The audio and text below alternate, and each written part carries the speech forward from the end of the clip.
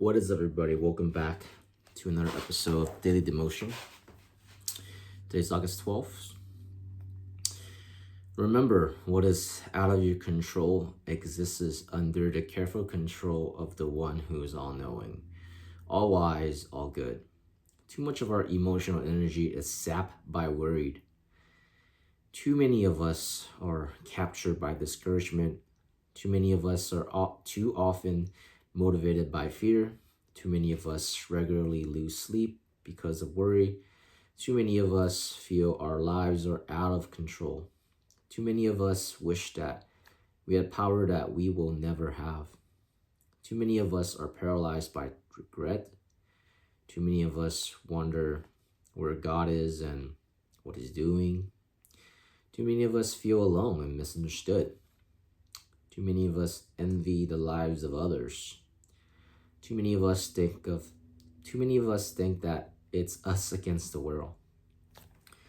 Too many of us, when we are assessing our lives, leave out the ultimate explanatory fact, the existence, character, and plan of God.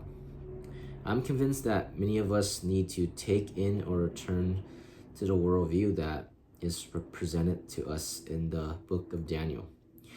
Daniel's world is a world of trouble. It's a world of injustice, oppression, idolatry, danger, political corruption, war, and various other kinds of trouble. But it is not a world that is out of control.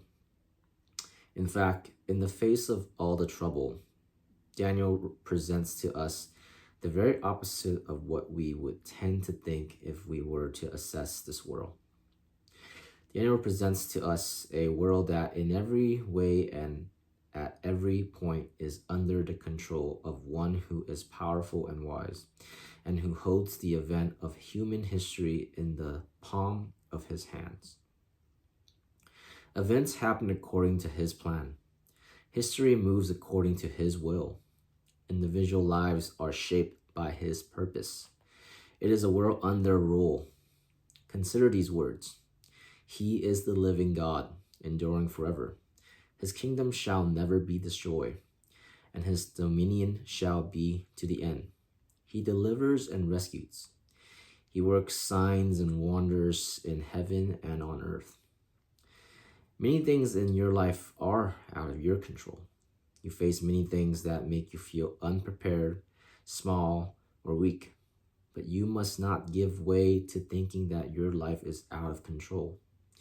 You need to remind yourself the truths that Daniel confronts us all with, that over all the trouble that confounds and dismays us is a God of glorious wisdom, power, and grace, who rules every moment of every situation. No, you will not always see his hand. You often don't understand what he's doing. There will be points when life won't make sense to you. At times you wish that life could be different. There will be moments when you will feel unprepared for what is on your plate.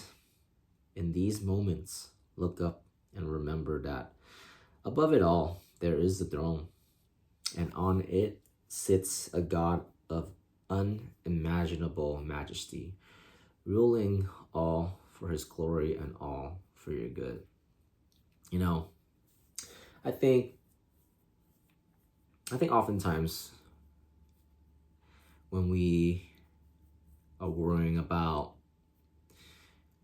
whether that is an incoming event, a job, a interview for a job, or anything that puts us in the realm of us needing control, us needing a predictable result of events that are up and coming that we don't know about. I think that's often the times that we are rattled the most by these things in our thoughts, is that when we think that we need to be the one who needs to know every turn of a sequence or every turn of the event, and to have an answer for things that are going to happen. And truth be told, I think that is when we really lose sight of who God is and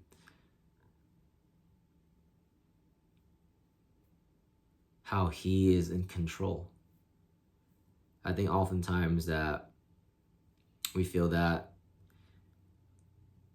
things always rest on our own shoulder. And when we think that way is when we find ourselves with the most amount of stress, most amount of worry, most amount of discouraged, losing sleep. But the truth is, all these things happen under Him. He's looking out for us. God's looking out for us, whether big or small. He cares a lot about us than we think He cares. He cares a lot more about us than we think He does. And in the Bible, I think it's in the book of Matthew, one of the verses that came up in my mind right now, because we're talking about worry. In that book, He tells us to not worry, right? Because He says that, and I'm paraphrasing this, if He feeds the birds in the sky,